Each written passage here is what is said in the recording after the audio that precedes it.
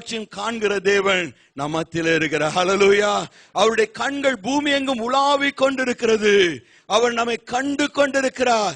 எவ்வளவு மறைமுகமாய் நான் தவறை செய்தாலும் அதை தேவன் காண்கிறவராய் இருக்கிறார். அவருக்கு மறைவானது ஒன்றுமே இல்லை. எனக்கு பிரியமான திருச்சபை மக்களாகி நாம் கொஞ்சம் நம்மை ஆராய்ந்து பார்க்க வேண்டும். இன்னைக்கு எந்த காரியம் நான் விரும்பி செய்து கொண்டிருக்கிறேன், அது தேவன் விரும்பாத காரியத்தை நான் விட்டு விடும்படியாய் தீர்மானம் செய்ய வேண்டும். முதலாவதாக நான் விட்டு விட வேண்டும், நான் விட்டு விட வேண்டும், விட்டு விட வேண்டும். இரண்டாவதாக நான் பார்க்கும்போது தேவனை நோக்கி பார்க்க வேண்டும். என்ன சொல்றாரு? நான் உங்களோடு கூட இருப்பேன் என்று சொல்லுகிறார். I will be with you, I will be with you. இன்னைக்கு முதலாவதாக நான் தேவன் விரும்பாததை தூக்கி எறிந்து விட்டு நான் தேவனை நோக்கி பார்க்க வேண்டும். இரண்டாவதாக நான் தேவனை நோக்கி பார்க்க வேண்டும். அழகாக வேதம் சொல்லுகிறது, நாம் தாயின் கருவிலே உருவாவதற்கு முன்பாகவே அவர் என்னை பேர் சொல்லி அழைத்திருக்கிற தேவன். அவர் வானத்தையும் பூமியையும் உண்டாக்கி அதை நேர்த்தியாய் நட்சத்திரங்களை தோரணம் கட்டி அழகு பார்த்திருக்கிற தேவன். அவர் அதை இந்த உலகத்தை நான் வாழ்வதற்கு ஏற்ற விதமாக உருவாக்கி தந்த தேவன். அவர் என்னை உருவாக்கினது மட்டுமல்ல, எனக்காக ஒரு பெரிய திட்டத்தை வைத்திருக்கிறவர். எரேமியா 29:11 சொல்லும்போது என்ன சொல்றாரு? நான் உங்களை குறித்து நினைத்து கொண்டிருக்கிறேன், உங்களுக்கு நன்மை செய்யும்படியாய் திட்டத்தை வைத்திருக்கிறேன் என்று சொல்லி ஆண்டவர் சொல்லுகிறார். இன்னைக்கு அருமையான திருச்சபை மக்களே, இன்னைக்கு ஒருவேளை என் வாழ்க்கையில என்ன நடக்க போகுதுன்னு சொல்லி ஒரு கேள்விக்குறியோடு கூட நாம் வாழ்ந்து கொண்டிருப்போம் என்று சொன்னார். இன்னைக்கு உங்களை உருவாக்கின தேவன், உங்களுக்காக யாவற்றையும் நேர்த்தியாய் செய்து வைத்திருக்கிற தேவன் நம்மை பார்த்து சொல்லுகிற காரியம் என்ன தெரியுமா? நான் உனக்காக ஒரு உன்னதமான திட்டத்தை வைத்திருக்கிறேன். ஹல்லேலூயா. சங்கீதம் 31:19 நான் பார்க்க, யாராவது வாசிங்க பார்க்கலாம். உமக்கு பயந்தவர்களுக்கும் மனுபுத்திரருக்கு முன்பாக உம்மை நம்புகிறவர்களுக்கும் நீர் உண்டு பண்ணி வைத்திருக்கிற உம்முடைய நன்மை எவ்வளவு பெரிதாய் இருக்கிறது. அவர் நமக்காக உண்டு பண்ணி வைத்திருக்கிற நன்மை எவ்வளவு பெரியதா இருக்கிறது என்று சொல்லி சங்கீதக்காரன் சொல்லுகிறான். ஹல்லேலூயா, ஹல்லேலூயா. இன்னைக்கு அருமையான திருச்சபையாகிய நமக்கு தேவன் உண்டு பண்ணி வைத்திருக்கிற நன்மை உங்களுடைய தனிப்பட்ட வாழ்க்கையில, உங்களுடைய குடும்பத்தின் வாழ்க்கையில, உங்கள் பிள்ளைகளின் வாழ்க்கையில அவர் உண்டு பண்ணி வைத்திருக்கிற நன்மை எவ்வளவு பெரியதா இருக்குது என்று சொல்லுகிறார். ஏசாயா 55 வாசிக்கும் போது என்ன சொல்லப்படுகிறது? அவர் வானத்தை போல உயர்ந்த நன்மைகளை வைத்திருக்கிறார். ஹல்லேலூயா. He is having something best for you. நாம் எதிர்பார்ப்பதற்கும் வேண்டிக் கொள்வதற்கும் மேலாக ஏதோ ஒரு நன்மையை எனக்காக தேவன் உண்டு பண்ணி வைத்திருக்கிறார். ஹல்லேலூயா.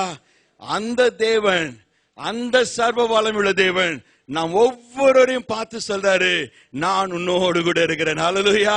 He is not an ordinary God. He is not an ordinary God. He is a God who created heavens and earth for you. அவர் வானத்தையும் பூமியையும் உண்டாக்கி அதை நமக்காய் தந்திருக்கிற உன்னதமான தேவன், உனக்காக திட்டத்தை வைத்திருக்கிற தேவன், அவர் யாவையும் செய்யக்கூடிய வல்லமை உள்ள தேவன் நம்மை பார்த்து சொல்கிறார், தேவனால கூடாத காரியம் ஒன்றுமில்லை. அவர் நம்மை பார்த்து சொல்கிறார், நான் உன்னோடு கூட இருக்கிறேன். ஹல்லேலூயா. இந்த மாலை வேளையிலும் ஒருவேளை எனக்கு சோர்ந்து போன நிலைமையில இருக்கலாம். ஐயோ, எனக்கு யார் உதவி செய்ய இருக்கிறாங்க, என்னால் அது முடியலையே, எப்படி நான் செய்வேன் என்று சொல்லி அங்கலாய்ப்போடு கூட அமர்ந்திருக்கலாம். இன்னைக்கு நம்மை உண்டாக்கின அந்த சர்வ வல்லமையுள்ள தேவன் சொல்லுகிற வார்த்தை, நான் உன்னோடு கூட இருக்கிறேன். ஹல்லேலூயா. என்னுடைய மகன் சின்னதா இருக்கும்போது நாங்க கோயம்புத்தூர்ல ஒரு பார்க் பக்கத்துல இருந்தோம். அந்த இடத்துல ஒரு டிபார்ட்மெண்டல் ஸ்டோர் உண்டு. அந்த டிபார்ட்மெண்டல் ஸ்டோருக்கு அவனை அனுப்பிச்சோம் சொன்னா அவன் போகவே மாட்டான். அநேக நாள் எங்க கிட்ட திட்டு வாங்கி இருக்கிறான். ஆனாலும் எங்க போனாலும் போவான். ஆனா அந்த டிபார்ட்மெண்டல் ஸ்டோருக்கு மட்டும் போகவே மாட்டான். என்னன்னு ஒண்ணுமே புரியல. நாங்களும் அதை விட்டுட்டோம்.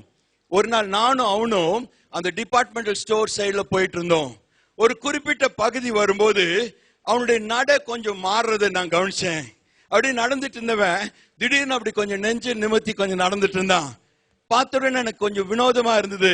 மெதுவா கொஞ்ச நேரம் கழிச்ச உடனே கேட்டேன், டேய் மகனே, என்னடா அந்த இடம் வரும்போது உன்னுடைய நடை ஒரு மாதிரி டிஃப்ரெண்ட் ஆச்சே, என்ன விஷயம்னு சொல்லி கேட்ட போது சொன்னா, டாடி நான் நீங்க டிபார்ட்மெண்டல் ஸ்டோருக்கு அனுப்பிச்சீங்கன்னா நான் வரவே மாட்டேன், திட்டெல்லாம் வாங்கியிருக்கல, அடியெல்லாம் வாங்கியிருக்கல.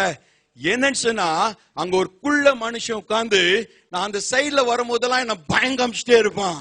ஒவ்வொரு தடவை நான் வரும்போதும் என்ன அவன் பயம் காமிச்சிட்டே இருப்பான். ஆனா இப்போ நீங்க என் கூட இருக்கிறீங்கல்ல, அதனால நான் பயப்படாம தைரியமா வந்தேன்னு சொன்ன. ஹல்லேலூயா, ஹல்லேலூயா. ஒரு சாதாரண மனிதனாகிய என்னை ஒரு பிள்ளை நம்பி இருக்கிறான். இன்னைக்கு நமக்காக சர்வ வல்லமையுள்ள தேவன் நம்மை பார்த்து சொல்கிறார், நான் உன்னோடு கூட இருக்கிறேன். ஹல்லேலூயா. இன்னைக்கு நம்மோடு கூட அவர் வாசம் பண்ணுகிற தேவனா இருக்கிறார். நான் உன்னை விட்டு விலகுவதும் இல்லை, கைவிடுவதும் இல்லை என்று சொன்ன தேவன். நீ எவ்வளவு கடினமான பாதையில கடந்து சென்றாலும் உன்னை இறுக அணைத்து தன் மார்பிலை சுமந்து செல்கிற தேவன் நம்மோடு கூட இருக்கிறார். நீ கடந்து செல்கிற பாதை கடினமா இருக்கலாம், உன்னோடு கூட கடந்து வருகிற தேவன் அவர் பெரியவரா இருக்கிறார். ஹல்லேலூயா, ஹல்லேலூயா. அந்த சர்வ வல்லமையுள்ள தேவன் நம்மோடு கூட இருக்கிறார், நம்மோடு கூட இருக்கிறார். மூன்றாவதாக மிக முக்கியமாக இன்னும் ஒரு காரியத்தை நாம் பார்க்கிறோம். என்ன சொல்றாரு? காரியத்தை நடப்பி என்று சொல்கிறார். Start doing it, start doing it. Don't think about the past failures. கடந்த கால தோல்விகளை நினைச்சிட்டு அப்படியே உட்கார்ந்துட்டு இருக்காத. இதனால என்னால அது முடியாதுன்னு சொல்லிட்டு காரணம் சொல்லி உட்கார்ந்துட்டு இருக்காத. நீ செயல்பட ஆரம்பி, காரியங்கள் தானாக நடக்கும் என்று சொல்கிறார். ஹல்லேலூயா. இன்னைக்கு செயல்பட ஆரம்பிக்க வேண்டும். இன்னைக்கு அநேக நேரங்களில் நான் செயல்பட முடியாதபடிக்கு என்னுடைய கடந்த கால தோல்விகள், கடந்த கால ஏமாற்றங்கள், நான் தடுமாறி நின்றதான நேரங்கள், என்னை அதன் நிமித்தமாக என்னை ஏளனம் செய்ததான மக்களுடைய சத்தங்கள் என்னை சோர்வடைய செய்கிறது. நான் செயல்படும் போது இம்மீடியட் அதுதான் எனக்கு வருது, இம்மீடியட் அதுதான் எனக்கு நினைவுக்கு வருது. இன்னைக்கு ஆண்டவர் நம்மை பார்த்து சொல்கிறார், நீ அதெல்லாம் நினைக்காத, நான் உன்னோடு கூட இருக்கிறேன். You start doing it, I'll be with you. Hallelujah. நீ காரியத்தை நடப்பி, என் அன்பு மகனே மகளே, நீ காரியத்தை நடப்பி, நான் உன்னோடு கூட இருக்கிறேன் என்று சொல்லி தேவன் சொல்லுகிறார். நீ கருமையான திருச்சபை மக்களே, கொஞ்சம் நம்ம ஆராய்ந்து பார்க்க வேண்டும். இன்னைக்கு தேவன் நம்முடைய வாழ்க்கையில நம்முடைய சோர்வுகளை நீக்கி நமக்கு மேன்மை தரும்படியாய் விரும்புகிறார். ஹல்லேலூயா. நமக்கு மேன்மை தரும்படியாய் விரும்புகிறார். ஒருவேளை என் கூட இருக்கிறவங்க என்னுடைய குறைய சொல்லி என்னை குற்றப்படுத்தி என்னை சோர்வுபடுத்தி கொண்டிருக்கலாம். ஆனால் என்னை உருவாக்குகிற தேவன், எனக்கு ஜெயம் தருகிற தேவன் உன்னோடு கூட இருக்கிறார். எவ்வளவு பெரிய கஷ்டமான செயலா இருந்தாலும் அதை நிறைவேற்றி தரும்படியாக அவர் உனக்கு பலப்படுத்துகிற தேவனா இருக்கிறார். உடைய பலவீனத்தில் அவருடைய பலனை பரிபூர்ணமாய் தந்து உன்னை வெற்றி உள்ளவளாக உன்னை உருவாக்கி உன்னை மேன்மைப்படுத்தும்படியாய் விரும்புகிறார். அந்த தேவன் நம்மோடு கூட இருக்கிறார். முதலாவதாக தேவன் விரும்பாததை நான் உதறி தள்ளிவிட வேண்டும். கொஞ்சம் நம்ம ஆராய்ந்து பார்க்கலாம். எந்த காரியம் என்ன தடை செய்து கொண்டிருக்கிறது? ஒருவேளை ஏதோ ஒரு போன் காலா இருக்கலாம், ஏதோ ஒரு ஹாபிட்டா இருக்கலாம். ஒருவேளை யார்கிட்ட இருந்தோ போன் வரும்போது எனக்கு ஒரு நல்ல ஃபீல் இருக்கலாம். So I keep expecting that call. இன்னைக்கு என்ன அவங்க போன் வரலையேன்னு சொல்லி எதிர்பார்ப்போடு கூட நான் காத்திருக்கிற ஏதோ ஒரு போன் காலா இருக்கலாம். இன்னைக்கு எதுவா இருந்தாலும் அதை விட்டு விடும்படியாய் தேவன் நம்மை எச்சரிக்கிறார். இந்த மாலை வேளையில நாம் பரிசுத்தத்திற்கென்று தேவன் நம்மை அழைத்திருக்கிறார். நான் பரிசுத்தராய் இருக்கிறதை போல நீங்களும் பரிசுத்தராய் இருங்கள் என்று சொல்லி தேவன் மிக தெளிவாய் நம்மை அழைத்திருக்கிறார். இன்னைக்கு நம்முடைய வாழ்க்கையில தேவன் பரிசுத்தத்தை எதிர்பார்க்கிறார். ஒரு மனிதன் ஆண்டவரிடத்துல வந்து கேட்கிறான், ஆண்டவரே நல்ல போதகரே, நித்திய ஜீவனை சுதந்திரித்துக் கொள்வதற்கு நான் என்ன செய்ய வேண்டும்? ஆண்டவர் சொல்றாரு, நீ 10 கற்பனையை கை கொள்ளணும்பா. ஒன்னு சொல்ற, இதெல்லாம் நான் சண்டே ஸ்கூல்ல கேட்ட காரியம் சுவாமி, வேற ஏதாவது புதுசா சொல்லுங்களேன். அந்த இடத்துல மார்க் 10ஆம் அதிகாரத்துல மிக 3 முக்கியமான வார்த்தைகள் சொல்லப்பட்டிருக்கிறது. அவனில் அன்பு கூர்ந்து அவன் கிட்டே வந்து தேவன் அவனிடத்துல பேசினார். இப்படியே பேசிட்டு பெருமை பேசிட்டு போயிட போறான்னு சொல்லி அவனில் அன்பு கூர்ந்து அவனிடத்துல வந்து தேவன் சொல்லுகிறார், என்ன சொல்றாரு? உன்னிடத்துல ஒரு குறை உண்டு. இன்னைக்கு தேவனுடைய நன்மையை நீ சுதந்திரிக்க முடியாதபடிக்கு, தேவனுடைய ஆசீர்வாதத்தை நீ பெற்றுக்கொள்ள முடியாதபடிக்கு ஏதோ